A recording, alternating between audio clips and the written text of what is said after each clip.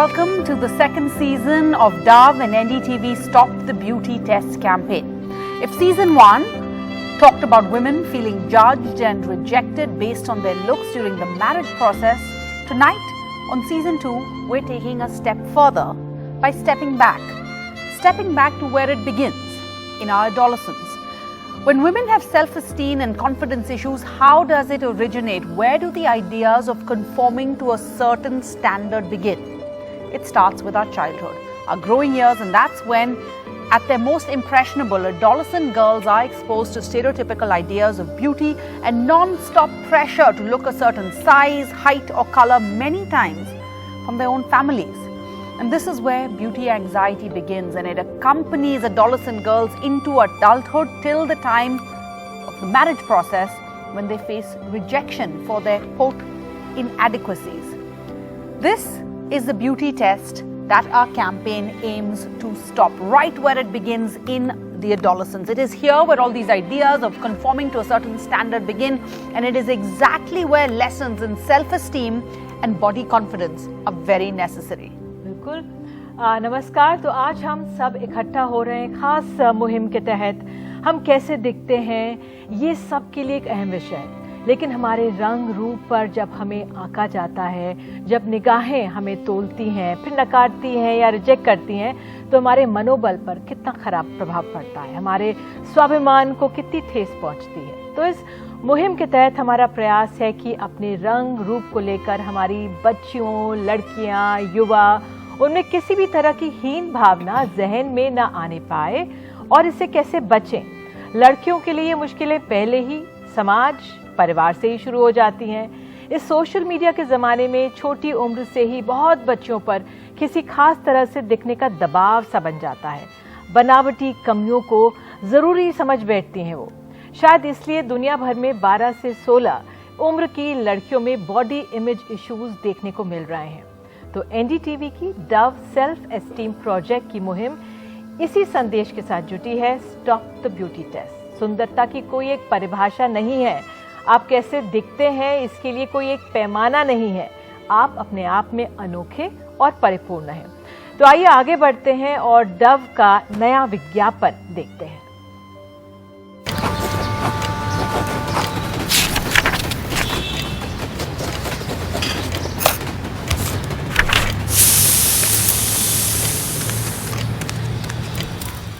इधर देख जरा, ऊपर कर। मैं पढ़ाई कर रही हूँ। हाँ पढ़ लेना। मैं रुक ना, इससे रंग साफ होता है।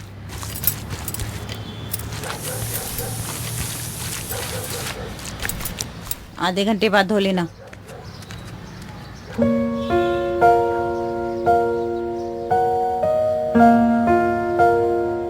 अभी तो स्कूल खत्म भी नहीं हुआ कि घर वाले मेरी शादी का रिपोर्ट कार्ड बना रहे हैं।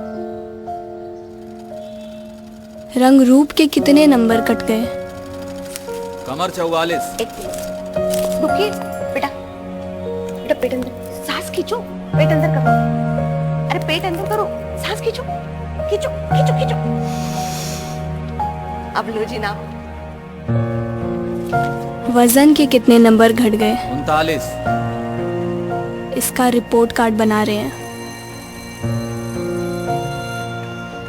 वेदिका कहते हैं तू सुंदर नहीं तो तेरी शादी के नियम अलग होंगे। हाँ या ना लड़का कहेगा। तू सुनेगी, चुप रहेगी। पढ़ लिख के लायक बनो नहीं, किसी पढ़े लिखे के लायक बनो, ये समझा रहे हैं। कहते हैं चेहरे पे तेरे दाग जितने उतने समझौते करने पड़ेंगे। पापा को गाड़ी देनी पड़ेगी, उसके बाद ही तेरी डोली उठेगी।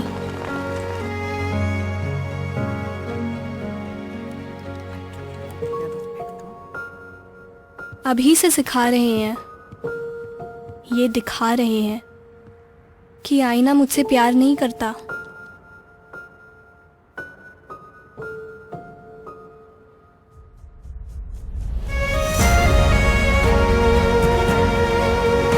इस खूबसूरती के रिपोर्ट कार्ड से नज़र हटा के तो देखो,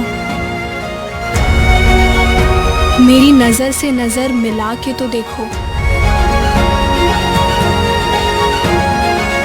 स्कूल जाती उम्र से ही इंडिया की 80% लड़कियों को ब्यूटी टेस्ट का सामना करना पड़ता है। डव कहता है, स्टॉप द ब्यूटी टेस्ट।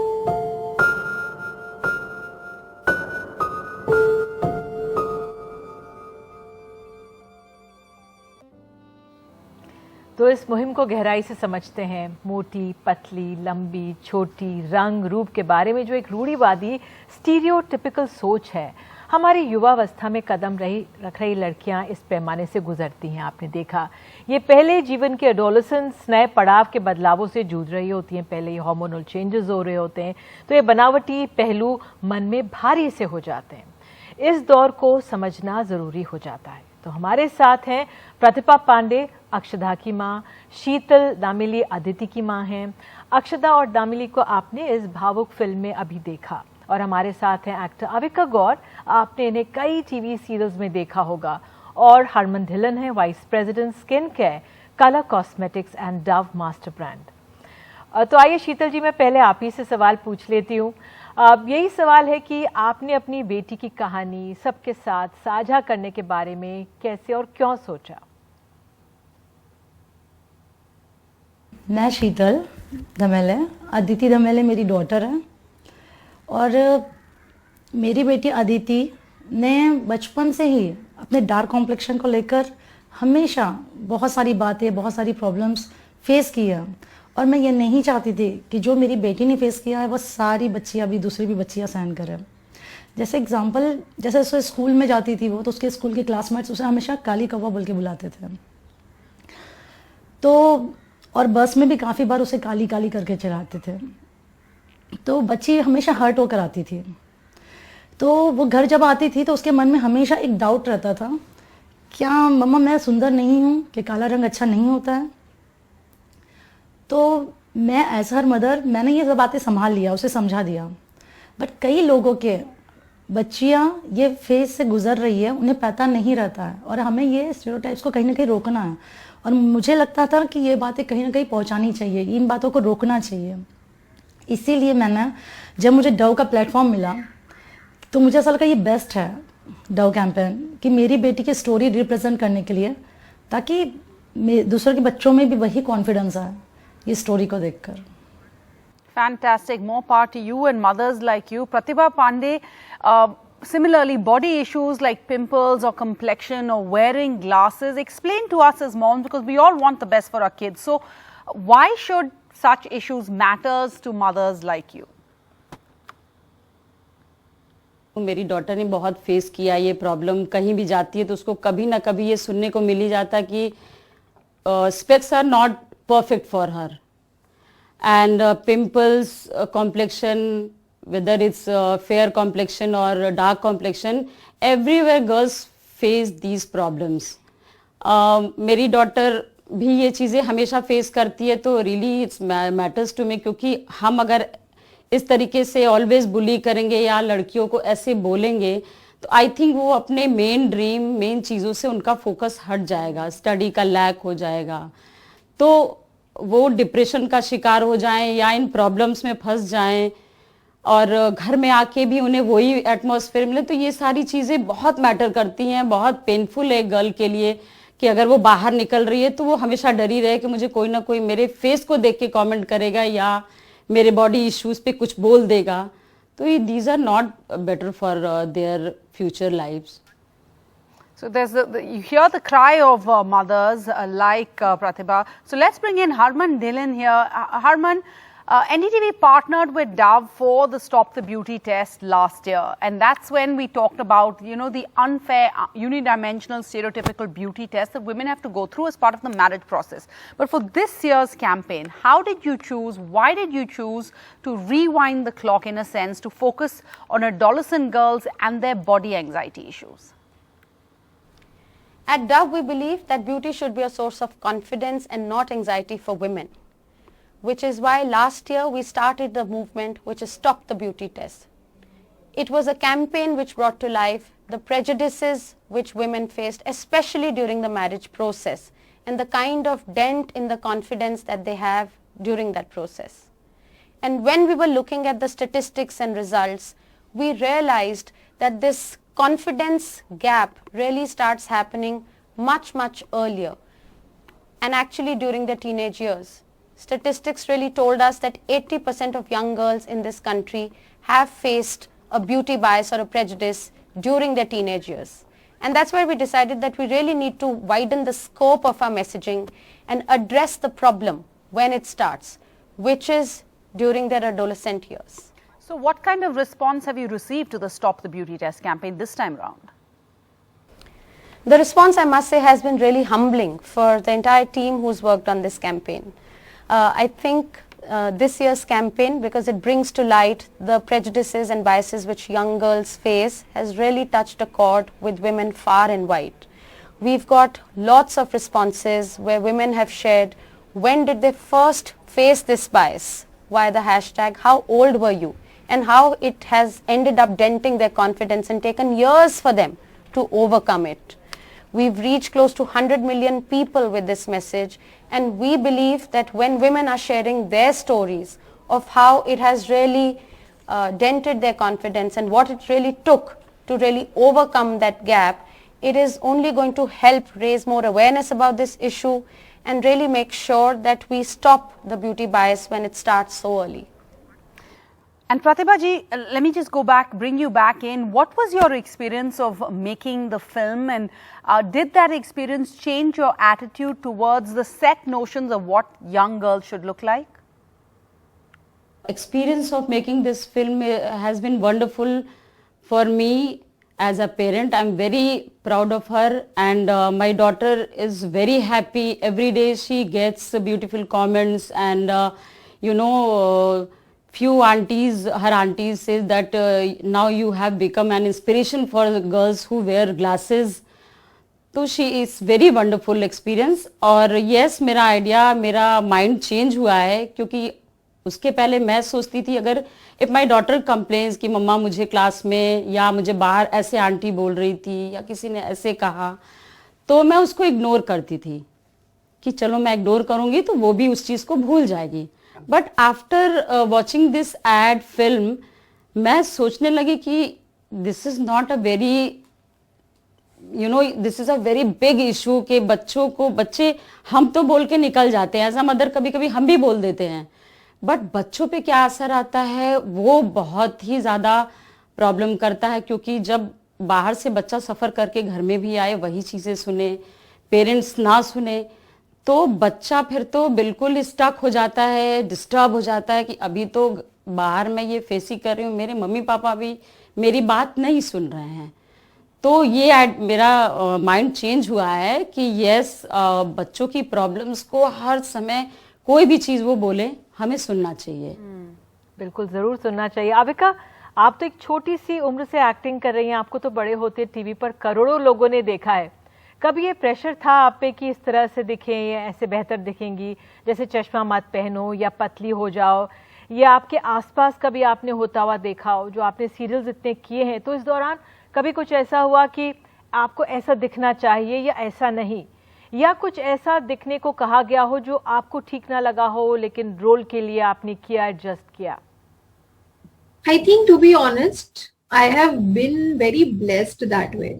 क्योंकि जब मैं I wouldn't say overweight, क्योंकि मैं इतना ज़्यादा heavy भी नहीं थी, but when I was a little heavier than I am right now, तब मुझे जो characters approach होते थे, obviously I used to still get work because people used to really like watching me on screen, right? तो मुझे तब जो characters approach होते थे वो काफी गर्ल नेक्स्ट डोर या college going normal school going girl वैसे टाइप के कैरेक्टर्स आते थे.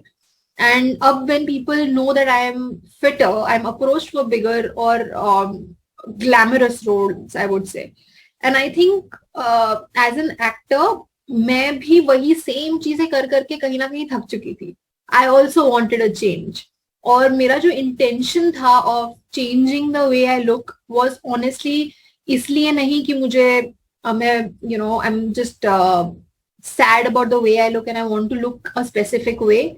बिल्कुल नहीं. मेरा इंटेंशन सिर्फ था कि मुझे फिट होना है. At a very young as सबको ये लगता है कि जो हम मूवीज में देखते हैं या जो हम एड फिल्म्स में देखते हैं या जो हम मीडिया में देखते हैं वो एक परफेक्शन जो होता है वही होना चाहिए. And I want to tell you guys that इतने फ्लॉज होते हैं ना हर किसी में, और वो जो फिल्टर्स होते हैं वो जो बहुत सारी चीजें जो एनहांस करती हैं एक एक्टर की ब्यूटी को, आप उससे नजरअंदाज नहीं कर सकते. I want to be very honest here कि right now I am without makeup, but at the end of the day when I am doing a movie वहां पे बहुत मेकअप होता है. There is like a proper team जो ध्यान रखती है कि हम कैसे दिख रहे हैं in and out.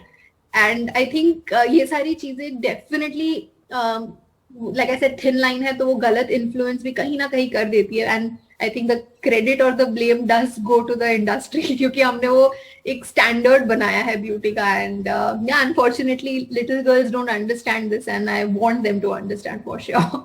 Avika, you're clearly comfortable in your skin and in your size. You've spoken in the past about beauty anxiety that young girls have to go through. What can you tell them? What advice can you give them? Tips can you give them? Anyone watching now about handling this beauty anxiety? I mean, a lot of that beauty anxiety does start with skin. I mean, I have seen so many people जो इतना bother होते हैं अपनी skin को लेके क्योंकि obviously hormonal changes होते हैं. You get acne, you get pigmentations, बहुत कुछ होता है at very young age. All of this starts. And I have seen that anxiety in a lot of people around me. मुझे भी था जब मुझे बहुत सारे पिंपल्स आते थे. But I remember talking to one of my doctors and they just explain me कि आप कितनी भी दवाइयां ले लो, कितना भी कुछ भी कर लो, दिस इज योर एज.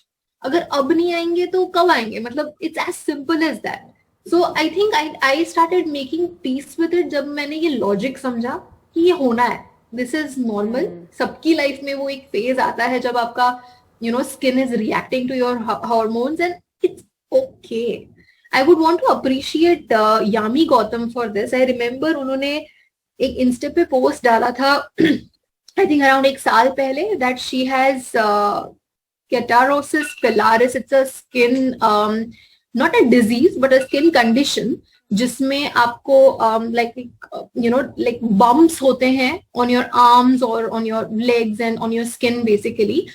और मैंने कभी एक्सपेक्ट नहीं किया था that Yami Gautam would come out because हमने तो उनको एक जेनरिक ब्यूटी, एक बॉलीवुड डीवा की तरह हमेशा देखा है. And when she said something like this about her skin I realise that it's normal क्योंकि I have the same condition and it is so normal. जब when she came out with it I actually read a lot of people commenting about it कि if actresses like this can step up and say something, not a flaw but something that is so personal to them, अगर ये लोगों के सामने बात आती है then I think it's very inspiring. I was inspired by Yami when she came out, so yeah, I want to be one of them. How beautiful. शीतल, मेरा सवाल आपसे कि आप के लिए भी क्या कुछ सेट नोशंस थे? आप जब बड़े हो रहे थे आपका अनुभव कैसा था? क्या आपको भी कुछ मुश्किल उम्मीदों से गुजरना पड़ा था? मैं भी इस एक्सपीरियंस से गुजरी हुई हूँ और मेरी जैसी कई लड़कियां, बहुत सारे लोग भी इस एक्सपीरियंस से गुजरे हुए हो गए. जैसे कि आप देख सकते हो कि मैं गोरी नहीं हूँ और कुछ लोगों का मानना ऐसा होता है कि गोरा रंग यानी ही सुंदरता होती है. मुझे लोगों ने काफ़ी लोगों ने कहे, बहुत सारे कमेंट्स किए हैं, बैड कमेंट्स, जैसे कि गोरे पर हो, मेरे फीचर्स पर हो. इसीलिए मेरे मन में बचपन से आज तक यही बैठा है एक गिल्ट अंदर कि मैं सुंदर नहीं हूँ और गोरा रंग ही अच्छा होता है. तो इसके कारण मेरा कॉन्फिडेंस लेवल बहुत डगमगा गया है और इसका इफ़ेक्ट ये लाइफ में मेरे होता है कि मैं जब भी आज भी इवन मैं कोई फंक्शंस में जाती हूँ, मैं कहीं फैमिली फंक्शंस हो, पार्टीज़ हो, कहीं भी जाती हूँ बाहर, तो मैं अपने आप को हमेशा कम समझती हूँ एज़ कम्पेयर टू अदर्स, कि मुझ में कुछ कमी है, मैं दूसरों से कम हूँ, क्योंकि मैं गोरी नहीं हूँ। लेकिन ऐसा बिल्कुल भी नहीं है। ये बात एज अ मदर और एज अ डॉटर मेरी बेटी और मैंने दोनों ने फेस किया है। और जो बातों से हम दोनों गुजरे हुए हैं, मैं नहीं चाहती हूँ कि बाकी की जनरेशन भी, मेरी जनरेशन हो या मेरी बेटी का जनरेशन हो, वो आगे गुजरे। शीतल, आप एक बेहतरीन माँ हैं, तो एक अगला सवाल प्रतिभा जी आपसे और शीतल आप दोनों से ही है कि आप माँओं को कैसे समझाएंगी जो ये बनावटी सुंदरता के पैमानों पर अटकती हैं या इन पर जोर देती हैं? जी, मैं सारी मदर्स को ये मैसेज देना चाहूँगी कि उनके बच्चे बहुत प्रीशियस हैं। सोसाइटी के माइंडसेट पे उनको बदलने की कोशिश ना करें। उन्हें ये सिखाइए कि किसी भी इसमें भेदभाव ना करें। उन्हें ये समझाइए कि वो जिस नज़र से खुद को देखेंगे, दुनिया भी उन्हें उसी नज़र से देखेगी। और उन्हें अपने खुद के लुक्स में कॉन्फिडेंट बनाइए। और मैं ये बताना चाहूँगी कि बच्चों को ये बताइए कि इंसानों की कमियां नहीं, खूबियों पे फोकस कीजिए और उन्हें अपने आप में स्ट्रांग बनाइए, कॉन्फिडेंट बनाइए। I request you all mothers, please listen to them and cheer up them, listen every problem, and जब भी आपको ऐसा फील हो कि मेरी डॉटर मेरे साथ कम्युनिकेट थोड़ा कम कर रही है, तो प्लीज़ आप खुद जाओ, उससे बात करो और उसको पूछो कि what is your problem, what do you want to say my daughter. और अगर वो प्रॉब्लम्स बताती है तो प्लीज़ उसको आप उसके साथ सब कुछ भी कर सकते हैं, उसको जो भी आइडियाज़ देना चाहते हैं, बट प्लीज़ से वाइजली, कि उस बच्चे को भी ये फील ना हो कि मेरी माँ भी वही चीज़ कह रही है जो मैं बाहर सुनती आई हूँ। That's it. Thank you so much, Pratibha, Sheetal and Avika. Thank you all for joining us and being part of this show and this movement, this conversation. Thank you again. But now I want to go across to a special guest. You can love her, you can hate her, but you certainly cannot ignore her. And I'm talking about Simi Taparia. Simi, you're a professional matrimonial consultant, a matchmaker. Simi, a very high premium is placed on how brides look and on their physical attributes. Is that really still the most important aspect for people? Yes, many people go with the beauty and with the color and they get attracted by that. Lekin what I suggest to other people, that don't go by that. You see her abilities, her overall personality, her talents, her creativity, and this, it takes in the long run, this is very important. Like मैं example में देती हूँ, कई मेरे clients बोलते हैं कि शिवाजी हमको तो एकदम बहुत ही गोरी लड़की चाहिए, बट उनको मैं सजेस्ट करती हूँ कि आप दूसरी क्वालिटीज देखिए। ये सब तो ठीक है, थोड़ा बहुत तो चाहिए ही, बट अगर उसका मन सुंदर हो, वो एकदम घर को सुखी रखे, उसमें टैलेंट्स हो, उसमें क्रिएटिविटी हो, तो वो सभी सब जग को और घर को सुंदर बना सकती है। तो those talents are more important than this. तो सीमा, आपका अनुभव क्या रहा है? लड़की कैसी हो दिखने के बारे में लोगों की कैसी कैसी डिमांड्स या उम्मीदें रहती हैं? देखिए, जब भी कोई क्लाइंट आता है मेरे पास, वो यही बोलता है कि शिवाजी हमको तो ऐसी लड़की चाहिए, मेरा बेटा है ऐसा, हमको तो सुंदर चाहिए, हमको गोरी चाहिए, हमको पढ़ी लिखी चाहिए, हमको मीन्स लंबी लिस्ट लेके आते हैं। बट काफी एक्सपेक्टेशंस होते हैं उनके कि हमको ऐसी चाहिए, हाइट ये चाहिए, from this family, from this city, from this college, तो बहुत हाई एक्सपेक्टेशंस होते हैं। तो मैं एक ही चीज बोलूंगी उनको कि सभी चीज तो मिलेगा नहीं, आप चेकलिस्ट में देख लीजिए, आपको 60-70% मिलता है तो आगे बढ़ना चाहिए। रंग रूप तो ठीक है, एक हिस्सा है, बट बाकी क्वालिटीज भी आप देखिए, उनकी क्रिएटिविटी, उनकी स्टडीज, वो कैसे, वो उनकी अपब्रिंगिंग और कौन से फैमिली बैकग्राउंड से आती है, ये सब भी बहुत इंपॉर्टेंट है। कलर भी ठीक है, रंग रूप होता है 25%, बट दूसरी चीजें भी देखने बहुत इंपॉर्टेंट होती है जब वी चूज अ ब्राइड और अ बहू और अपने भाभी या जो भी बोलो, तो ये दूसरी चीजें देखना बहुत जरूरी है।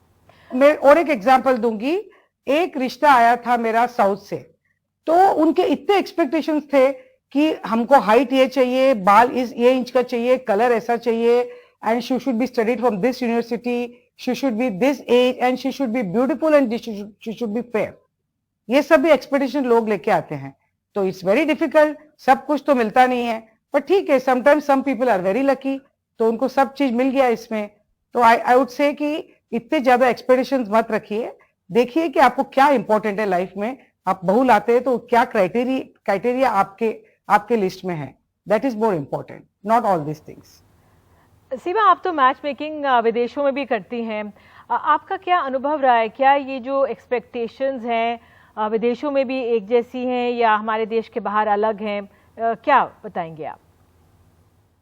देखिए, मैच मेकिंग में पूरे विश्व में, लंदन, यूएस, यूके सब जगह करती हूँ, बट वहां पे इतना ब्यूटी का नहीं है. वहां पे वेवलेंथ एंड मेंटल कंपैटिबिलिटी का है.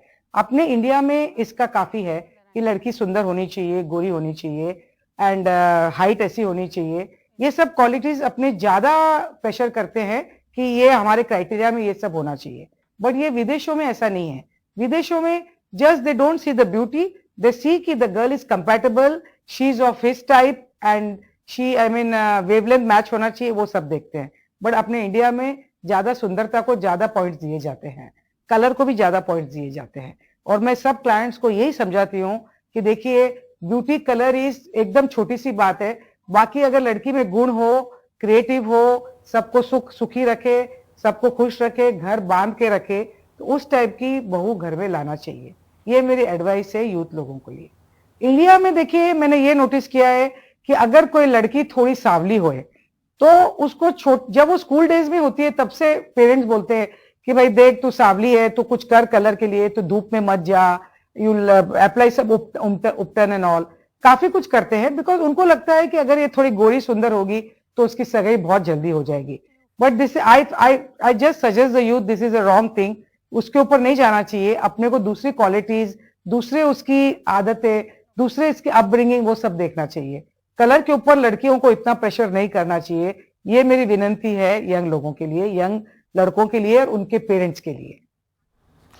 Matrimonial consultant Seema Taparia of the show Indian Matchmaking, thank you so much for talking to us about your real life experience. Now, before we introduce the next set of guests, you can also be a part of the Stop the Beauty Test campaign. Just head over to our website ndtv.com/Stop the Beauty Test to take the pledge, or just scan the QR code to access the Stop the Beauty Test filter and tell us your story of when you first faced the beauty test. Make your voice count. All right, let's break it down. To break out of it, to change mindsets, we first have to understand them, and to help us do just that, we are joined by Aarti C. Rajaratnam, Director of the Child Guidance Center and Counseling Clinic, and Professor Naman Ahuja, Art Historian, Professor at the School of Arts and Aesthetics at JNU. Aarti Rajaratnam, to you first. What is a negative body image and where does this negative body image in adolescent girls come from?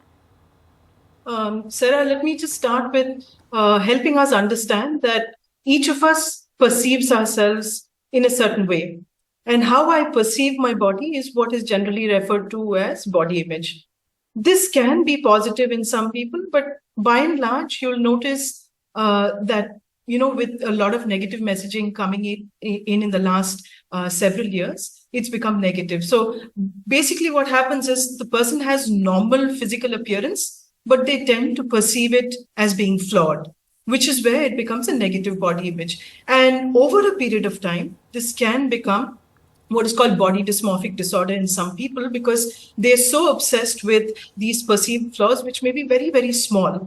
But in the overall sense, they're unable to take their focus away and develop other interests or relationships. And their entire world is built around how their body looks or how they perceive themselves to be. Right? In terms of how it's developed, of course, there's negative messaging right from day one. And in the adolescent years, already the child's brain, the teenager's brain, doesn't have such easy access to the thinking part. it's sort of driven almost entirely by the limbic system or the emotional part of the brain. And if you look at a lot of advertising that is targeted at this in this age group, it's what we call the implicit advertising, which is targeting the emotional centers, not so much the thinking centers. And therefore, the adolescent girls, and if I may add, I'd like to also make it gender neutral. Boys also go through this. Yes, I know absolutely. the campaign is more for girls, but I'd also like you to understand that boys also go through this, and it's even more difficult for people to understand when it's a boy who's going through it. So the adolescent years are very, very crucial, because a lot of identity-related aspects are developed at this time, and it's important for us to understand as adults that we can't allow this kind of negative messaging to go across to them. Naman Ahuja, we're talking today about how young girls feel pressure to conform to the ideal body type, the perfect body. But hasn't the idea of a perfect body kept changing over time? There's never been one constant for the perfect body, has there? Yes, that's true. There's never been one constant way of thinking about what was the perfect body. The perfect body actually came up in so many different forms. But as far as I've seen in terms of the visual evidence throughout the history of Indian art, each age has created its own ideal body type, which was quite unattainable, which was beyond the mundane and everyday. They set standards which were difficult to achieve, to represent in the visual culture, to act as the ideal. So when the advertising industry today is creating a aesthetic ideal which is unreal, don't imagine that historical ideals were approachable and real. The ladies across the temples of Khajuraho are buxom, broad-hipped, but very narrow-waisted. The ladies in Chola sculpture are aquiline and slim, and sometimes their waists can be and thighs can be so impossibly narrow, and yet they can be shown being equally buxom bodied. You can have a situation where the same is true in Mathura sculpture. In Gandhara sculpture, we come across an equally interesting problem with the male body. You're asking about the female body being expected to live up to certain standards. The same was true for male bodies. But I think what is quite nice to see is that our gods don't come in any one format. So the great god like Vishnu turns into an avatar like Vaman, the dwarf. So the dwarf body becomes something that we worship. We have other dwarves, pot-bellied deities like Kuber or Ganesh. Amongst the divine mothers, the perfect female Saptamatrikas, you have Indrani and Brahmani, who can be fair and tall and beautiful, but you can also have Kali and Chamunda. And they form an aesthetic package. And each is considered equally important. So I think there are different ways of looking at this. But at the same time, I think we have to be aware that every age has created impossible aesthetic ideals. आरती, मेरा सवाल आपसे, what are the kind of body images issues you have dealt with in your daily practice? And why do adolescent girls buy into the negative body image so much more than the positive body image? So in terms of a practice, when you, as a psychologist for over 22 years now, it was not so bad before the advent of the tabs. Now with access to social media, we find a lot more people accessing help. But if you really look at the most common concerns, one is to do with the color of the skin. And since I work in South India, it's much more pronounced. And I'd like to add here, some of our Tamil movies in the 80s had beautiful brown-skinned heroines, and they were really beautiful in that sense. And now, if you notice, most of our actresses are not from the South. We've actually outsourced that entire department to people from the North. Nothing against anybody, but we seem to be looking up to people with a totally different skin tone and skin color. And when I work with the villages in South India, I find a lot of young girls trying to be that, and it's almost impossible, right? Because the access to products also for them is very limited. That's one. The second area that we sort of work with is the fat shaming, the body shaming that is associated with excessive fat in the body. But since we're focusing a lot on the color of the skin, I'd also like to quote a small example. Recently, I was working with a young boy, and I'm mentioning this specifically because I think somewhere we are very skewed when we are addressing this issue only from adolescent girls. So the boy's mother keeps telling him, wash yourself, use a lot more soap, then you'll become fairer. And the poor fellow, he's trying his level best to somehow think that, if he uses a particular product, if he scrubs his skin a little more, he's going to look better. And these are all very unfair ways of working with it. And to your second question, why are adolescents more susceptible? This is the age when they see, till about 10 years old, most children have an identity which is very, very similar to what the family likes to see them. They're perceived as part of the family. Slowly, this moves towards what we call the identity crisis, or they're trying to search for who am I? And this identity is something that they want very unique for themselves, something slightly different from their family, more in line with their peers. With the advent of social media and the access to a lot of filters, especially, if you notice, even the peer group is struggling with a lot of body dysmorphia, or selfie dysmorphia. Dysmorphia is basically a faulty perception of the body. So in that sense, what is really happening with a lot of children is that, the ideals are becoming higher and higher, and I'm not able to match that. And also in the teen years, the body is going through a huge growth spurt, a lot of changes, things that they're not able to make sense of.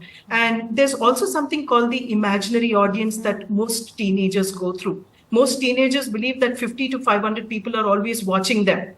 And therefore, a lot of these things become more pronounced than they actually are, which is why, as therapists, we find it more difficult now to deal with the number of cases seeking help.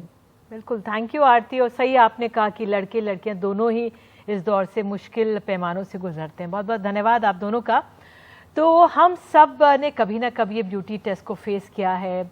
शुरुआत इसकी adolescent year से होने लगती है, और अब भी जब हम लोग बड़े हो रहे हैं तो डव का एक सवाल पूछ रहे हैं, हाउ ओल्ड वर यू जब आपने पहली दफ़ा आप इससे गुजरे होंगे, वो एहसास किए मेरे में ठीक नहीं है, ऐसा होना चाहिए था। तो अब सुनते हैं लेखक, कवि, परफॉर्मर प्रिया मलिक का क्या कहना है इसके बारे में। हाय एवरीवन, मैंने कुछ लिखा है और इस बार कुछ पर्सनल है। It's a letter to my younger self. Here it goes. Dear छोटी प्रिया, तुम सिर्फ 13 साल की थी ना when it all started, जब तुम्हारी छोटी हाइट बाकी सबके लिए इतना बड़ा कंसर्न बन गई थी। अरे बास्केटबॉल खेलो, स्विमिंग करो, थोड़ी लंबी हो जाओगी। And they started calling you names like Diddi, Chutki. They started putting you through the beauty test for height. और तुम सिर्फ 5 फीट की थी और सोचती थी कि मेरी सारी की सारी कीमत सिर्फ सेंटीमीटर्स और इंचेस में ही है। जब लोगों के लगातार टॉन्स की वजह से तुमने सोचना शुरू कर दिया था कि मेरी हाइट ही सब कुछ है, काश तुम लोगों के हार्श ब्यूटी टेस्ट से ऊपर उठ पाती और देख पाती कि आगे जाकर तुम कितनी बड़ी बड़ी कहानियां, कितनी सुंदर सुंदर कविताएं लिखोगे। When you finally accept yourselves for who you are, it is time to stop the beauty test with Dove for all the little Priyas in the world, so that they can be encouraged to reach newer heights, no matter how tall or short they are. I pledge with Dove to stop the beauty test, and I want to know your stories. How old were you when you were put through the beauty test? Make sure you use the hashtags #HowOldWereYou and #StopTheBeautyTest.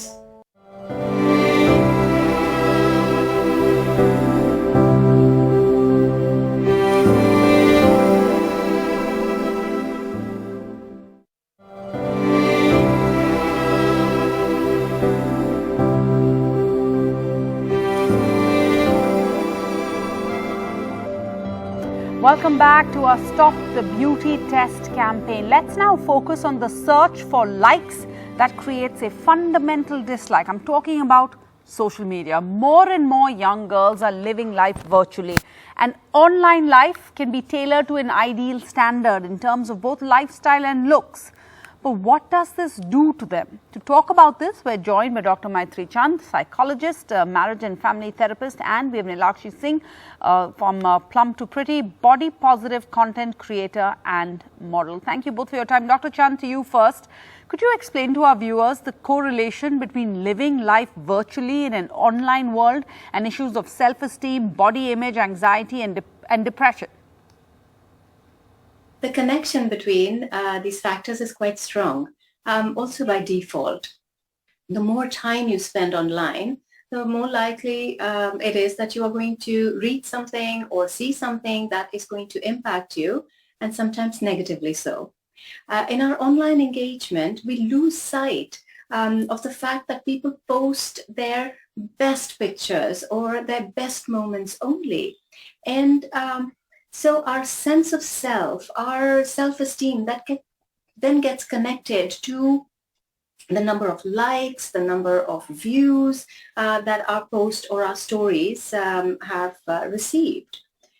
And this makes our self-esteem systematically more and more fragile. If we get lots of likes, it translates as I am liked or I am popular. If we don't get as many likes or views, for that matter, it translates as I am not liked, I am a nobody. And in some cases, it can also translate as a perceived social death. So our stories, our posts, our pictures start reflecting who and how we think of ourselves. And this sets it up as a competition where we want to outdo ourselves and others all the time. We want to up the ante constantly, and we know that that is not sustainable. Dr. Chand, you have interacted with many adolescent girls. How many have spoken of social media running their lives and controlling their emotions? I wouldn't say running their lives or controlling their emotions, because we do have choices and agency in both. However, each and every adolescent girl that I have spoken to has shared that they struggle with the impact of social media on their lives. For example, I've had young girls share with me as to how they question their genetics. Why is my hair curly and not straight like a certain person that they follow or they admire on social media? How can I get my hair straighter? If my hair was straighter, I think I would feel better about myself, or I would be happier.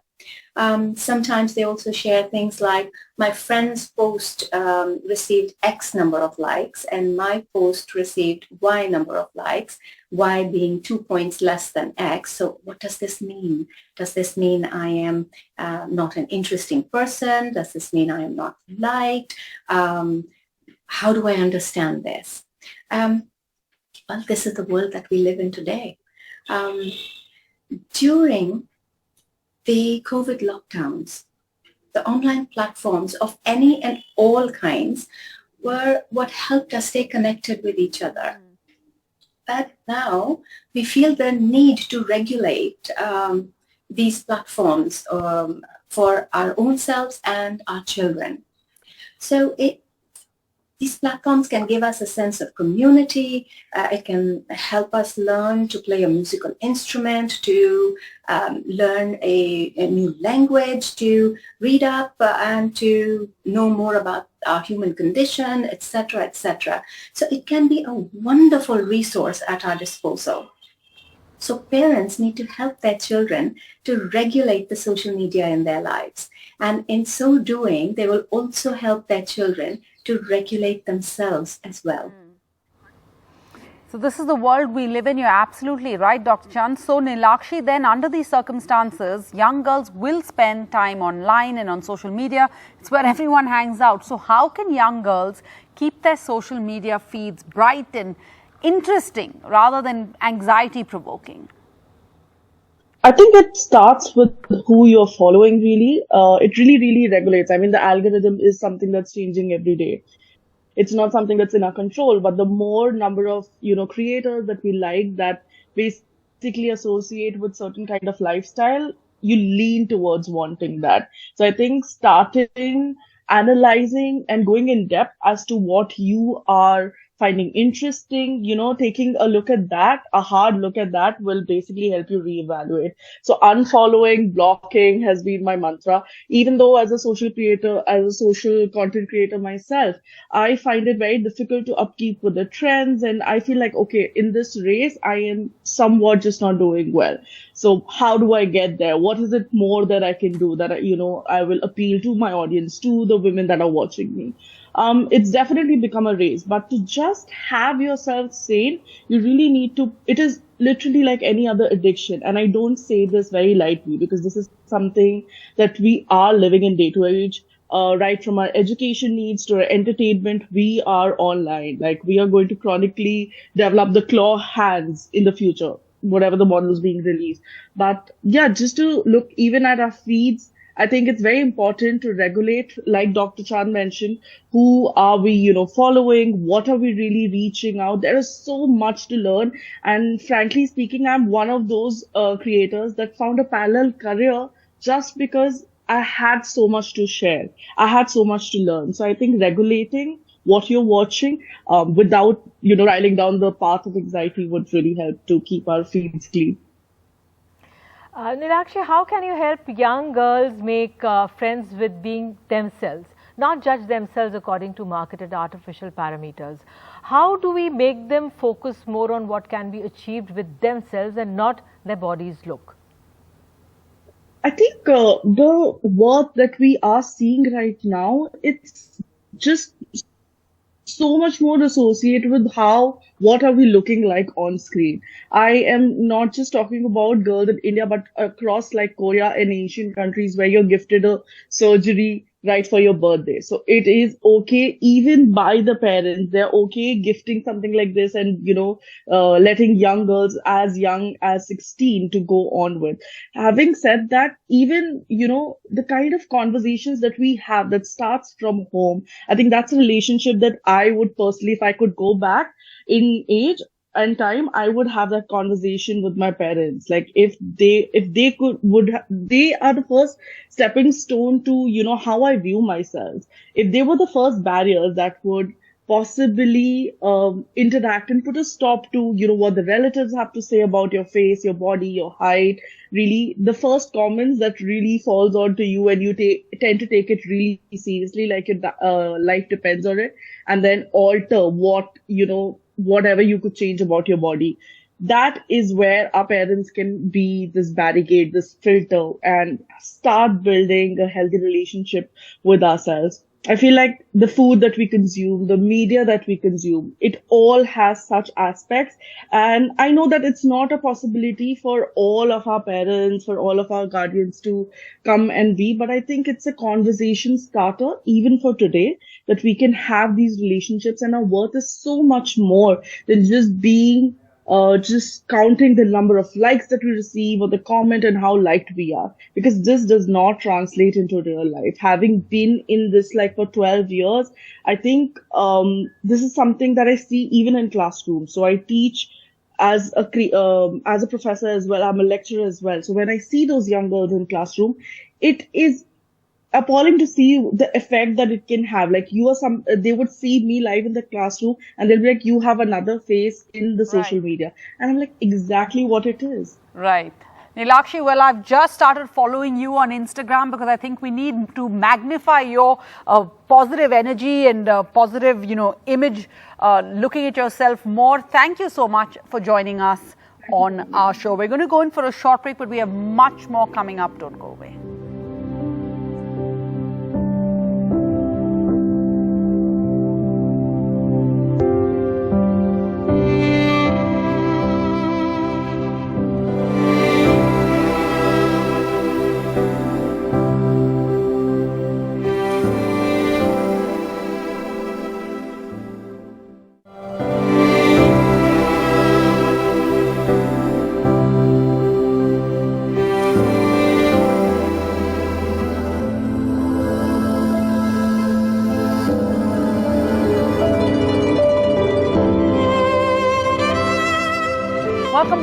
our Stop the Beauty Test campaign. If there's one message we need to get across loud and clear to all of our adolescents, to all our young girls, it is this: you're a person, not a body. The beauty test you have to endure comes from deeply entrenched ways of thinking, and it is that mindset that we're trying to break. So how do we start? To talk us through it, joining us is Harneet Kaur, poetess and body neutrality endorser, Dr. Megha Dhillon, assistant professor at the Department of Psychology at Lady Shri Ram College, Sandhya Avasthi, principal of the Delhi Public School in Greater Noida. Sandhya Avasthi, to you first, as the principal of a very prominent school in the National Capital Region, you spend your days with young children and adolescents. As an educationist, have you seen a worsening of body image issues and body anxiety, especially now with the prominent role that social media plays in our lives? So two things. One, that, all adolescents all over, this is a very period of their lives when across decades I've seen that all young women struggle with body image. This is a time of their lives when they all want to conform, to fit in, and then to fight against this entire societal construct, first of gender roles and of beauty. I have, felt that two things. One is that, yes, more consumption of digital media where women are portrayed in a certain manner has impacted women. However, I've also seen that children have also become more, since they know what to look for, they also know that they are suffering and there is a way that they can safeguard themselves. And they've developed a fine, balanced idea of, yes, this is what I am feeling, but also know that this feeling is incorrect and there are ways in which I can get help. So there's some hope, I think, I see in my interaction with children. There's some hope. I'm always glad to hear those words on our shows. Harneet, you're very honest on social media about your life, your mistakes. You're unapologetic about your lack of perfection, as you put it. How have young girls responded to your honesty on social media? Does this help? Does this help them also open up to you? Initially, I feel like a lot of young girls especially react negatively to something like this because they are so conscious of their own bodies and how they are seen in the world that seeing a woman who is not as conscious often comes as a slightly rattling movement to them, They're just like, oh no, this is also a way to live. So what I've seen over the years, because so much of my audience has grown up with me, is that it starts off with a bit of resistance and then they lean in very wholeheartedly to it. And I have seen this happen. I've been online, like chronically online since I was maybe 13. And I have seen this shift in real time. I have seen young women wanting a more honest representation of their lives, of themselves, of the way they are portrayed by the media. Voice is not something that, it's not a minority anymore. Young women often define a lot of the media trends that we follow and enjoy. We are the biggest audience in the world, so to speak. And to see that voice becoming louder and to see that voice demanding a more honest representation is honestly thrilling. And it really, the kids are all right. They will be all right. And that's the best bit of it. बिल्कुल doctor Megha, मेरा सवाल आपसे कि NGO से आप कहीं जुड़ी हुई हैं, अलग अलग कम्युनिटीज़ और युवा लड़कियों से आप मिलती रहती हैं, तो डव की जो सेल्फ एस्टीम प्रोजेक्ट का क्या कुछ असर दिखा है, किन पहलुओं का असर हुआ है, आपकी क्या राय बनी? आई थिंक सबसे बेहतरीन बिहेवियरल नज होता है उन लोगों के साथ वक्त बिताना जो आपको एक्सेप्ट करते हैं फॉर हु यू आर, जो आपको जज नहीं करते based on the way you look और सारे दिन आप में खामियां नहीं निकालते. तो इन तरह के लोगों के साथ रहना, और मुझे लगता है कि खुद के साथ अपने आप को किन्हीं कुछ तरह के प्रॉम्प्ट्स या रिमाइंडर्स देना जिनमें पॉजिटिव मैसेजेस एम्बेडेड हो. एक और तरह का प्रॉम्प्ट की self validation is maybe more important than the validation you receive from any other person. खुद को वैलिडेट करना ज्यादा जरूरी है किसी और की वैलिडेशन के लिए वेट करने से.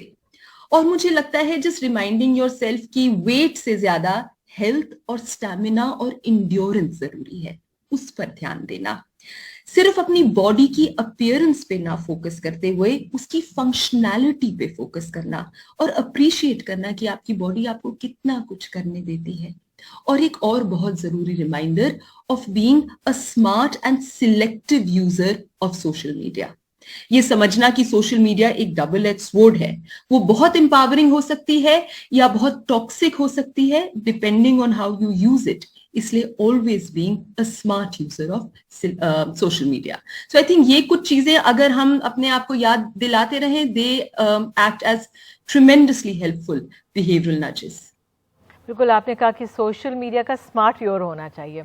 आपके अनुभव में डॉक्टर मेघा, लड़कियां क्या अपने परिवारों से जो इन्फ्लुएंसेस लेती हैं, सेट आइडियाज होते हैं, उससे क्या अलग सोचने पर क्या वो तैयार हो जाती हैं?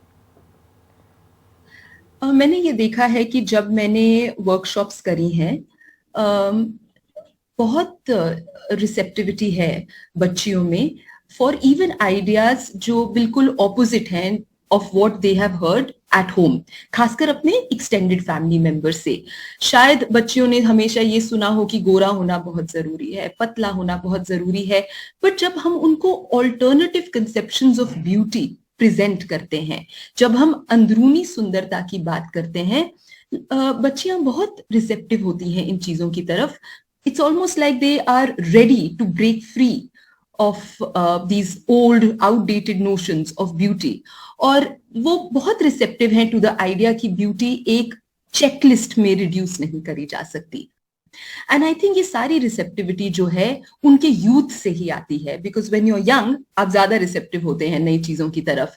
And I think also young people are smart, वो आसपास की दुनिया को ऑब्जर्व करते हैं, वो आसपास की दुनिया की कॉम्प्लेक्सिटी को देखते हैं और समझते हैं that just a good appearance doesn't amount to a good life. आपको बहुत कुछ करना पड़ता है to create a good life. सिर्फ सुंदर लगने से आपकी ड्रीम्स नहीं अचीव हो जाती। Be a smart user. Dr. Dhillon, some of your tips: use social media to empower you, not drain you. All of those are helpful. Even for me, it's a good reminder. So Harneet, what would be the 5 mindset swaps that you would give to young girls for more affirmative thinking? The first thing which I have always advocated is body neutrality. There's obviously a lot of content about body positivity out there, but what body neutrality essentially says is that your body is a vessel. You don't always have to love it. You don't always have to hate it. You can also choose to be neutral about it and think of yourself as a person beyond your body. There's so much more you can do. What body neutrality allows you to do is to stop hyperfixating on your body, and that's very important. Once you stop constantly being so critical about yourself, you will immediately find yourself less anxious about how you look and what you wear and how your body feels. The second thing is that so much of all the health and fitness content I grew up with was all around thinness. Lose weight because you should be thin. Nobody till recently was like, lose weight because you should be healthy, because you have so much to live for and so much to do. So reframing that context is so important, that you work on your body not because of a certain aesthetic goal, but because your body has so much to do. You're a woman with so much potential. Why isn't it coming out to the world? The third thing, it's very important to remember that so much of what women's aesthetics are designed around are two things: subjugation and capitalism. You keep women busy and hungry in the pursuit of a perfect body, and they don't really raise their voices about other important things. And it's very easy to sell a perfect body. Women continue buying because we've been fed that sort of truthism that, you invest money in it and you will get a great body. To reclaim your body from such standards is so important, because then you're suddenly free to think of other things. You're suddenly free to think of how annoying it is to constantly be worried about your body, and then you're like, oh wow, I never thought of this. Fourth, I highly recommend this to all young women I speak with. When you're fixated on how you look and what you are perceived as by the world, you forget that there is a lot more to you. You need to be skilling yourself up. You need to be making yourself financially independent. And what happens is that since women lose control of their lives in so many other ways, they try to regain that control over their bodies. We've seen this in our families also, no? The women who have the least control over their circumstances are going to constantly be dieting, constantly be exercising. So once you start reclaiming control over the rest of your life, you will automatically find yourself more at peace with yourself and your body, because there is so much more, there is so much more meat to the person you are, and that is so important. You have to be a person. And finally, the last one, consciously consume media and literature and art that discomforts you. We fall into this lapse of relatability and comfort again and again, and that really impacts us because we are only reading and listening and looking at a certain standard of beauty. Start exploring other things, watch movies from other, countries, read books and translated from different languages. What you will realize is it shatters your idea of the beautiful woman, because so much is beautiful for other people. And then you realize that you could, you make everyone happy. The best you can do is just be at peace with yourself, and that is a superpower. बिल्कुल। संध्या जी, मेरा एक सवाल आपसे है कि हमने लड़कियों की सोच में बदलाव के बारे में तो बात की है, लेकिन क्या जो पेरेंट्स हैं, परिवार है, टीचर्स के विचार भी बदल सकते हैं? जो ये सेट पैरामीटर्स हैं इनको लेकर स्कूल कैसे पेरेंट्स के साथ मिलकर जो माइंडसेट चेंज की ओर बढ़ सकते हैं? हमको all of us have to work together, parents, teachers, जो भी adults बच्चों के साथ डील करते हैं, सबका एक कॉमन ध्येय होना चाहिए और सबको ये ध्यान रखना चाहिए कि हम अपने डेली लाइव्स में भी at homes, what is the construct between the parents? What are the roles that parents present to their children? Is the woman supposed to do only one thing and the man the provider? The wife being at home to please the man in the life, or is the woman in the house has her own personality, has her own goal, has her own purpose in life? So if we see women having purpose, having financial control, if we do not experience misogyny, if we do not, all the toxicity that young women see around them, I think very consciously, we tell the parents that you must deconstruct this role that we are handed down. हमको बहुत ध्यान से अपनी बच्चियों को घर में एक ऐसा वातावरण देना है जहां पर इक्वालिटी हो. जब सोसाइटी में, घर में, स्कूल में, सब जगह इक्वालिटी होगी तो ये ब्यूटी का बर्डन लड़कियों पे से हट जाएगा. Because again, आप, are you beautiful because it pleases you to be like that, or are you beautiful because society, you are more acceptable in society? उसके अलावा हमें अपनी भाषा का चुनाव बहुत क्लियरली करना पड़ता है. हम you're such a pretty girl, right? For any girl who does anything good, or you see a girl coming towards you, I tell the teachers that do not be very, very mindful of the vocabulary that you're using. Because then everybody, a young child then lives up to the name. So we have to be very careful about the language that we use, and we have to be role models. Because एक हाथी के दांत दिखाने की और खाने की और हम behave एक तरीके से करें और बच्चियों से expect करें कि वो they will rise above every circumstance they have, and they will be different people from what society expects them to be. Again, जो मेरे से पहले वक्ताओं और स्पीकर्स ने बहुत क्लियरली बोला that digital जो डाइट है हमारी, उसमें हमें बहुत माइंडफुल होना है. So whether it is the parents who will lead the children to watch what is right, till children are able to choose for themselves that this is toxic for me, this is not right, this is a poor portrayal, this is bad language, and I must stay away from it. But again, the whole burden cannot be how to raise girls. We have to raise boys equally well.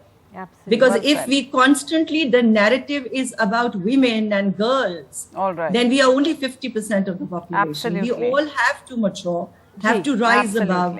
We have to change our narrative. जी. और फिर बच्चों के पास से burden हटा देंगे. All right. Megha, if you could come in here, we've been asking guests what advice they might give to teachers, for example? We got one question in there. And what about advice for mothers? What would you say to mothers watching? So I have to, first of all, I think say two things. I believe and I have observed that whatever mothers tell their daughters plays a huge role in shaping the way daughters come to see themselves. And while I'm saying that, I also want to acknowledge that the role that fathers play is extremely critical as well.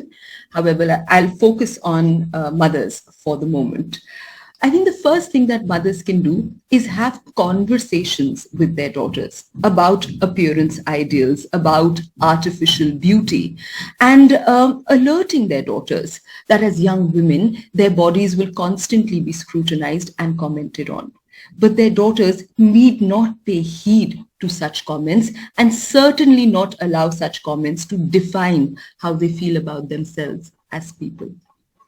The second thing for us to remember is that a lot of young women, when they judge themselves, are using this particular parameter of whether I am meeting societal notions of beauty.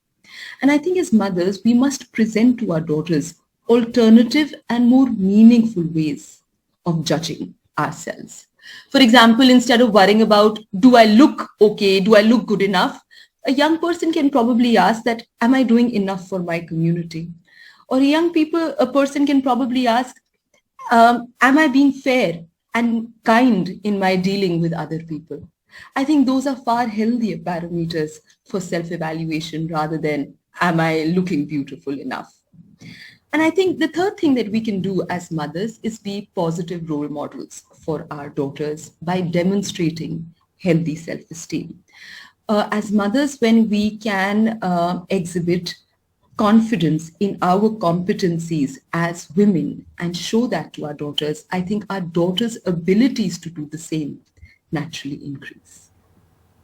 हरनत, मेरा एक सवाल आपसे ये था कि social media का इतना दबाव रहता है, लेकिन सोशल मीडिया में एक तरफ जो यंग गर्ल्स हैं बहुत सुंदर दिखना चाहती हैं, जो भी आर्टिफिशियल पैरामीटर्स, और दूसरी तरफ जिस तरह से कहा जा रहा है कि आप एक स्मार्ट व्यूअर बने सोशल मीडिया के, तो हेल्दी फूड के बारे में भी और बहुत हेल्थ बेनिफिट्स के बारे में भी तमाम चीज़ें बताई जाती हैं सोशल मीडिया में. क्या आपने कुछ ट्रेंड देखा है शिफ्ट का पॉजिटिविटी की तरफ? क्या आपका आकलन है? अभी तक सोशल मीडिया पे जो कॉन्वर्जेशंस चलती हैं based on food and health बहुत स्क्यूड होती हैं. यू हैव टू रिमेंबर, अगर 30 सेकंड की रील है, आप उसमें कितनी ही इंफॉर्मेशन डाल दोगे और उसमें से कितनी ही एक्यूरेट होगी. Every time you see something on social media, you really have to remember that a lot of that information is deeply decontextualized. A lot of it is good information, I'm not denying it. I feel like, but अगर एक reel बोलती है chia seeds खा लो, आप वो खा लोगे, एक रील बोलती है आमंड्स खा लो, वो खा लोगे, एक रील बोलती है मतलब ये खा लो, वो खा लो, कितना ही आप अपनी बॉडी के साथ खेलोगे. उससे अच्छा if you are someone who is dealing with health issues related to weight, or you're wanting to work on your body, या आपके बच्चे हैं जिनको you want to inculcate healthier habits, it is very important to try and get some rationalized professional help. I started working with a nutritionist and that helped me a lot because it took all that jargon and it made it into reality for me in sustainable manners. Social media पे trends इसलिए चलते हैं because they're literally that. They're called trends. They are fleeting in nature. अगर आप अपनी health advice social media से लेना शुरू करोगे तो मतलब क्या, मतलब उधर नीचे तो डिस्क्लेमर दिया ही होता है ना, we are not responsible for what happens to you. Your body is very unique to yourself. You have to maintain balance and you have to understand its nuances. The aim here is to start young and teach children how to listen to their bodies. Teach them to trust their bodies better. If you don't do that, and that happens at home, in school, in college, अगर आप वो नहीं करोगे तो जितनी भी advice मिलेगी वो मिलती जाएगी, उसका कोई फर्क नहीं पड़ेगा. Advice is redundant without context. And that is something to remember, especially in health. Thank you so much. Absolutely, that makes a lot of sense. Dr. Dhilan, Harned and Sandhya Avasthi, thank you all for joining us. I want to now segue into the Dove self-esteem project, which is the largest provider of self-esteem education in the world. Very important in the context of our campaign. And we'll bring back Harman Dhillon for this conversation. Also joining us are Terry Dernian, the Chief Education at UNICEF India, and Swarnima Bhattacharya, member of the Advisory Council 2020, the Dove Self-Esteem Project, and the Chief Product Officer, Gayatri. Harman, first to you. Tell us about the Dove Self-Esteem Project. How has it progressed in the last year since we last spoke about it? So the Dove Self-Esteem Program is a long-standing partnership that we have with UNICEF across the world. We have a commitment to reach 80 lakh young adults in this country by 2025 with body positivity curriculum. And I'm happy to share that till now we have reached 10 lakh young lives and imparted this training in classrooms with trained personnel. The response has been overwhelming because some of the schools that we have given this training are very keen to really make this a part of the regular curriculum, and we believe that will be the step in the right direction. Wow. Terry, Harman just told us about Dove's partnership with UNICEF that helps deliver life skills, education and training around body confidence. How has this partnership evolved in the 3 years since it started, and where do you hope to take it now? As you may know, India has the largest population of adolescents in the world. 1/3 of the population is composed of young people aged 10 to 24 years. To realize this full potential to the fullest, young people must be healthy, educated, and equipped with the knowledge, information, skills, and confidence that will enable them to contribute to their communities and the country's socio-economic growth. I'm pleased to tell you that after partnering with Dove on body confidence, UNICEF has taken the content and approach to 8 state governments and presented it for their approval as part of the Life Skills program. After review and discussions with the State Academic Authority, NCRT, with the State Council for Educational Research and Training, state governments have agreed to implement the program in select schools, covering students and teachers from grades 6 to 8. 980 master trainers, 125,000 teachers, and 6.25 million students have been reached across this project period. This program can be scaled up across states with digital content uploaded on the state management portal, Diksha, to ensure all students and teachers have access to the content and the relevant training. Terry, what means do you use to deliver this message, and how has the training been received in India? It is very important to reach young lives in promoting body confidence at an early stage. It is in adolescence that these ideas of conforming to a certain standard begin. Delivering this content to millions of adolescents will help them transition safely into adulthood and develop the skills to thrive in a rapidly changing world. To do this, 6 comic books and teacher handbooks were developed with details on gender stereotyping, how to recognize gender stereotypes and question. This is so important. Then to look at appearance, ideas, and media influence. It's important for adolescents to recognize the images from media and that they're not realistic and be critical for what they see. In addition, addressing harmful body talk, to realize not everyone's the same and to see beyond the body to the true person. So it's important to work with students and to become body confidence champions so they can really apply this knowledge and bring change to the community and across India. Teacher handbooks, that's not often heard of. So Terry, you're in effect teaching teachers about how to impart lessons in body confidence and body positivity to young adolescents. How much of a challenge has that been? Because breaking through deeply entrenched ideas and perspectives, encouraging them to look at an issue from a different angle, how difficult has that been? Breaking social norms on body imaging is not easy. They've been there for a long time. And it will take time to challenge these. And this is a very important first step.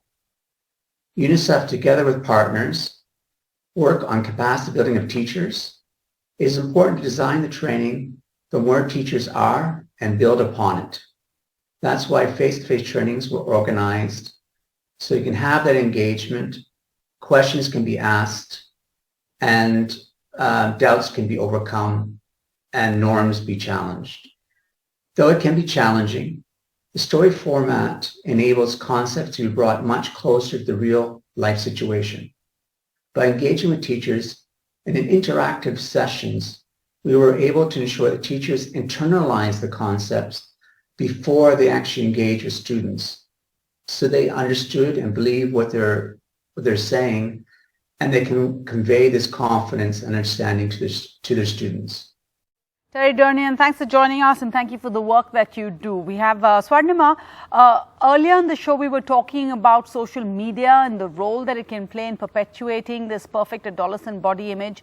You've worked with the Dove Self-Esteem Project as part of the Youth Advisory Board, and part of your research focused on the potential of technology for positive body images. Can you tell us a little bit about that? Yeah. So, like a lot of people have said before me, the speakers, that, obviously we know what are the harmful effects of, being on social media. In fact, there are studies after studies, which have showed that, prolonged social media exposure has a correlation with disordered eating, negative body image, etc. But what has been happening in the last few years is that younger and younger women, they're consuming social media in a very different way. It's a very mindful way in which they are, and a very purposeful way in which they are renegotiating the relationship between themselves and social media.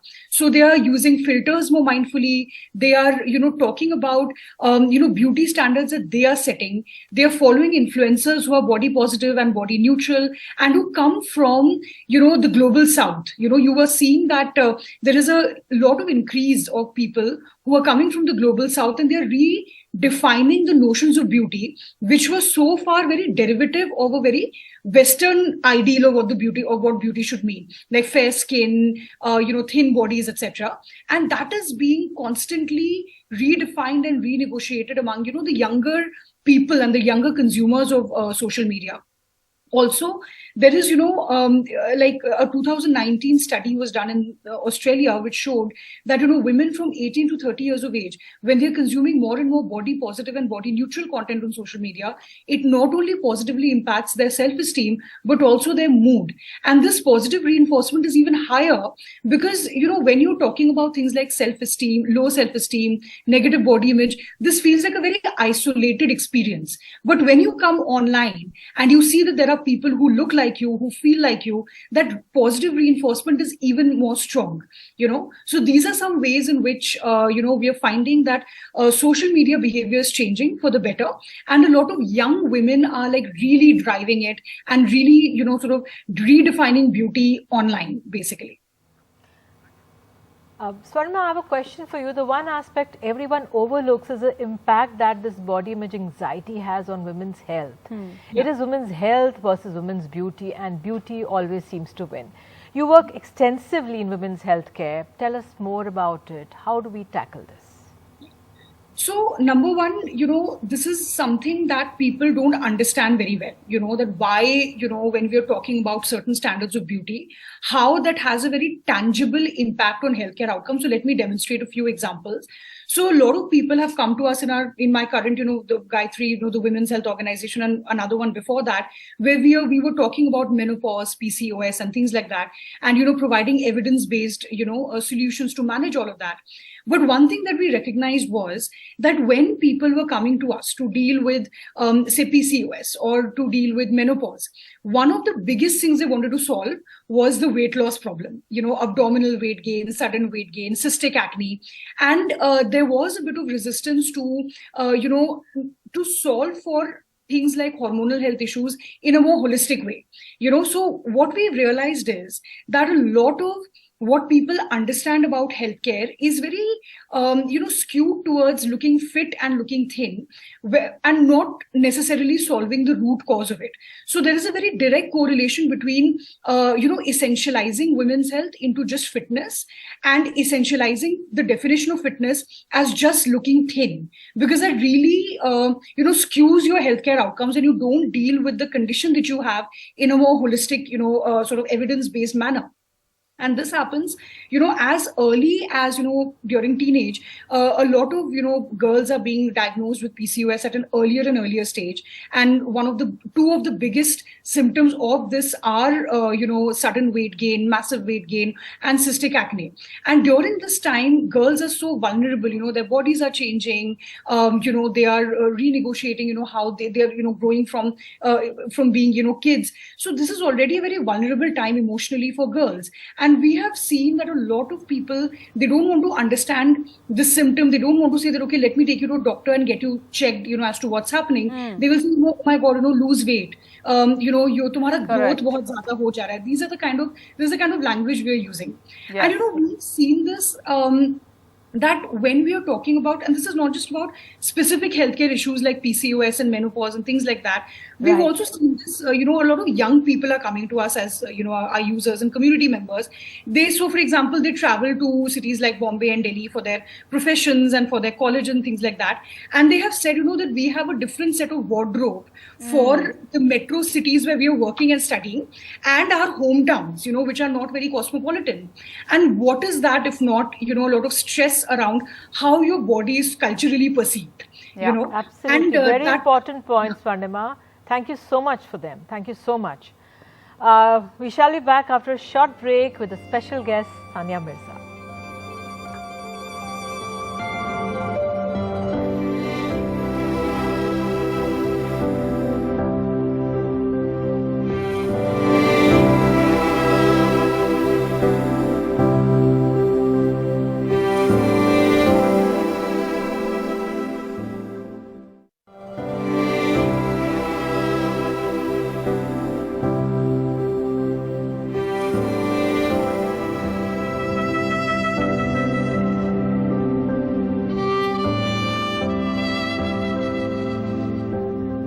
Welcome back. If you have body anxiety, if you feel oppressed by an unfair beauty test, if you feel pressure to conform to stereotypical ideas of beauty, you're not alone in feeling this way. Millions of adolescents across the world have similar anxieties. But we would like to tell you that your self-worth is about much more than how you look, and that the way you look could have very little to do with what you will become. And to help us give you that message, strong and successful women who once felt the same way. We have joining us Sania Mirza, former doubles world #1 in tennis, and poet, writer, performer Priya Malik. Sania Mirza, we've spoken about Dove's How Old Were You initiative a little earlier on the show. What prompted you to be a part of the show? Was there something about beauty biases in your adolescence examples that we've raised here that resonated with you?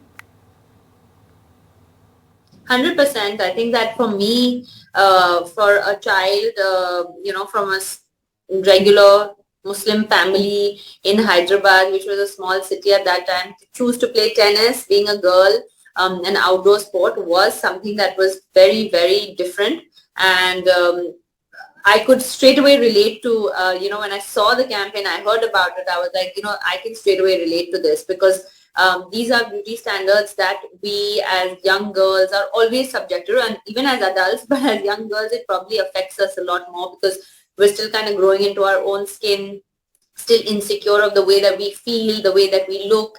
And these kind of, questions obviously put a doubt in your mind, and they do shape you into becoming the person that you can or cannot be. So it definitely resonated with me. And Sania, parents, especially mothers, but also fathers, play a very critical role in either perpetuating or then stopping these narrow ideas of beauty. What was it like for you with your parents? Luckily for me, with both my parents, actually, not just my mother. I come from we are a very small and close-knit family, and I didn't really ever have that at home. Nobody was really bothered about what we wanted to do. We were just allowed to achieve and dream about our goals and move forward with them, and it didn't matter if we became dark in the process. That was not something that really crossed our mind at all, and that was the way that we were brought up. We were never taught to be judged or judge people by the color of their skin, and that is just something that as a family, we just didn't think that was a problem at all, and we didn't see how other people didn't see it that way as well. So I was very lucky to have parents who were completely supportive in whatever field I chose to play tennis, but they were supportive in everything that we did, regardless of what that could make you look like or what the society thought about it. Sania, what would you say to mothers of young girls about the things they might subconsciously say or do that feed into the idea of beauty test? I think it's very important to understand that a girl is so much more than the way she looks, and a young woman is so much more than her just looking good for someone to get married to, right? And I think that's what I want to tell young mothers. Being a young mother myself, I do have a boy, but I want to tell mothers of boys and girls, just having a child is not enough. You also need to put that confidence in the child that they can go out and achieve whatever they want, regardless of what color they are, regardless of what color they might become, regardless of what gender they are.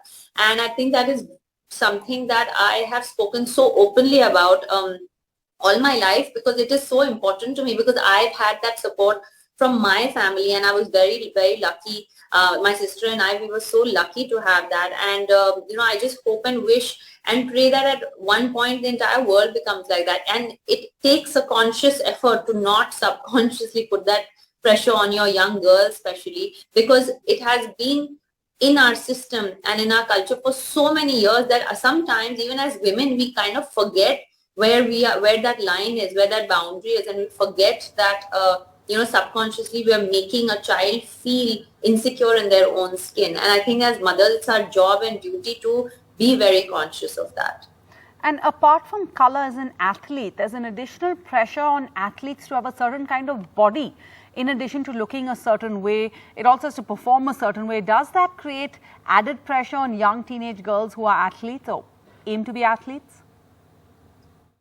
I think that a woman, regardless of whether they're athletes or not, are judged on the way they look far way too much than guys are, right? I mean, that's just the way the world works, and that is why we're trying to have these conversations to try and change that. Because the fact of the matter is that when a young girl is trying to play a sport, let's say for instance, and she's trying to succeed, she's not really too bothered about the way that she looks, at least on the court. I mean, I know I am not, and I wasn't. I really didn't care how bad I looked or what I looked like, as long as I was trying and giving my best to win the tennis match. And I don't see why it should be any different, because that's what you expect from a man, right? But the fact is that I did get those questions when I was younger, not at home, but like from the aunts and uncles saying, oh, how long is she going to play for? She's going to become dark. And I was like 12 years old.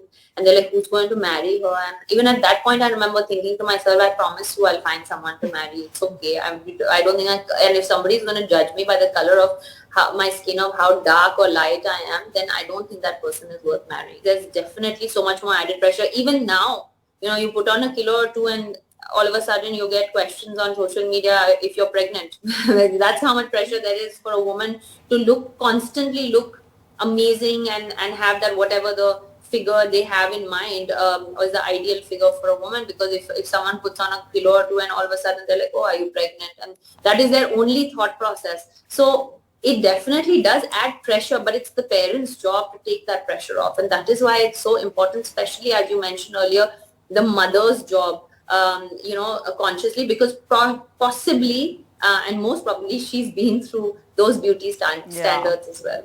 Absolutely. Sania, you are a youth icon and millions of youngsters, especially young girls, look up to you. What would you say to the young girls who are dealing with body anxiety issues, who are feeling the pressure to conform to a certain look? I think that first of all, you have to believe in yourself. You have to believe in your ability, and believe that as a young girl or as a woman, the way that you look does not define you or your life. And as you grow older, you will understand that so much more and so much better. And if you don't have parents like I did who were giving you all that support that you need, then go and find that support somewhere else, or try and tell them that it is not what defines you as a person, and go after your dreams and believe, just believe in yourself, because if you don't back yourself, nobody else will. Thank you so much, Sania, for those important suggestions. Thank you. So let's move on. हमारे साथ लेखक, कवि, performer प्रिया मालिक एक बार फिर से हैं. प्रिया, हमने हाउ ओल्ड वर यू के आपके बारे में जो वो सुना था, देखा भी था, हाइट को लेकर कैसे आपको टोका गया, क्या मैसेज आप यंग गर्ल्स को देना चाहेंगी, कैसे डील करें इस तरह के प्रेशर्स पर? आई थिंक सीखने से ज़्यादा हमें अनलर्निंग करने की ज़रूरत है. As women, as men, as members of the society, ये चीज़ें हम बचपन से इतना सुनते आए हैं, स्पेशली हमारी सोसाइटी में. चाहे आप हाइट को ले लीजिए, कलर ऑफ द स्किन को ले लीजिए, कौन लड़की कितनी पतली मोटी, कौन लड़का कितना लंबा पतला मस्कुलर है. आई थिंक कहीं ना कहीं इन चीज़ों को अनलर्न करना, जो सीखी गई चीज़ें हैं, जो सीखे गए स्टैंडर्ड्स हैं, जो मापदंड हमने बना रखे हैं, वो अनलर्न करना ज़रूरी है. सो आई थिंक अपने आप से एक एज एन इंडिविजुअल प्रोसेस शुरू हुआ है मेरे एंड से. एज आई ग्रू ओल्डर, और जैसे जैसे समझ में आने लगा कि कैसे ये स्टैंडर्ड्स मैंने खुद कभी नहीं बनाए हैं, ये समाज ने मुझे बनाकर दिए हैं, मेरे ऊपर पास परोसे गए हैं, थोपे गए हैं rather, for the lack of a better word. So I think वहीं से शुरुआत हुई, और जैसे जैसे थोड़ी अक्ल आने लगी, जैसे जैसे थोड़ा कॉन्फिडेंस बढ़ने लगा, जैसे जैसे सोसाइटी के स्टैंडर्ड्स को मैं जानने लगी, पहचानने लगी, वैसे वैसे वो अनलर्निंग का प्रोसेस शुरू हुआ. तो इंडिविजुअल तरीके से शुरू होता है और फिर आगे बढ़ता जाता है, and that's important. Priya Malik, we're trying to tell girls, young girls, that how they look today will have very little with what they eventually become, right? Very little to do with what they eventually become. As someone who started out being quote-unquote too short, which of your attributes from that time has made you the successful woman that you are today?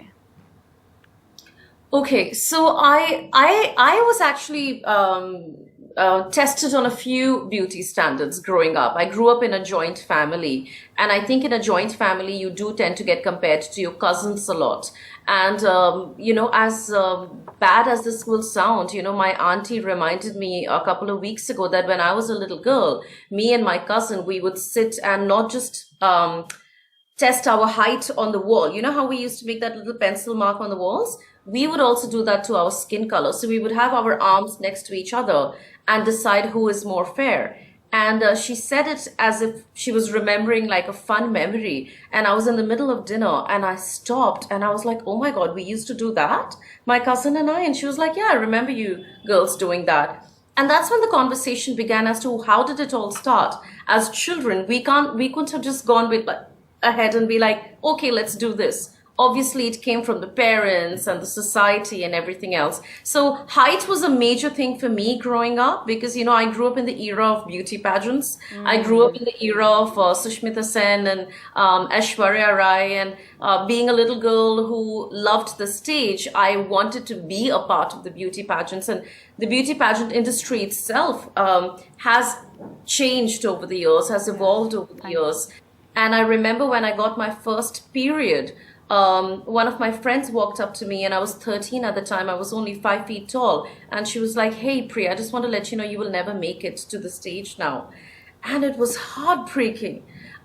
It was so heartbreaking. I remember I sat in the girls' toilet and I cried for hours. And, I think these are the conversations that we need to have. There are so many of these taboos in the society when it comes to height, the idea of getting validated via beauty pageants. And as a kid who grew up wanting to do all of that and wanting to be all of that, I had a lot of unlearning to do. And the more unlearning I have done, I think the better I have become as a person, as a member of the society. But I still feel there is a long way to go. There are still days when I look at myself in the mirror and think that something is wrong or something is not quite right. And these are very internal monologues that, I have as a person. But it is so important for me to be honest about them with myself, and that's when the process will begin externally. So the change needs to start internally. Priya, your poetry has a unique voice and an expression. We would like to give you the last word this evening to leave our young girls with a message delivered only as Priya Malik can. Sure. So last year when we did this campaign, we decided to write something about the matrimonial market in our country.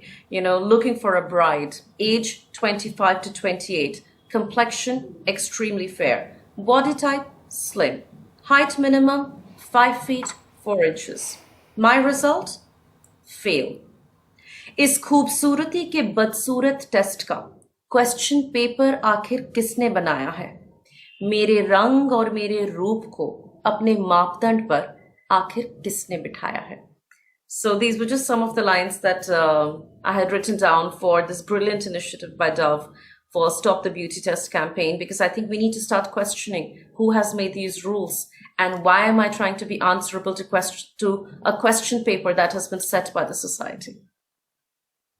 Thank you so much, Priya Malik. Beautifully said. Thank you all for joining us on our campaign tonight. And for our viewers, again, a quick reminder, go to ndtv.com/stop the beauty test. You can be part of this journey, be part of this conversation and be part of the change, hopefully. बिल्कुल, सुंदरता की कोई एक परिभाषा नहीं है. आप अपने आप में अनोखे और परिपूर्ण हैं. नमस्कार.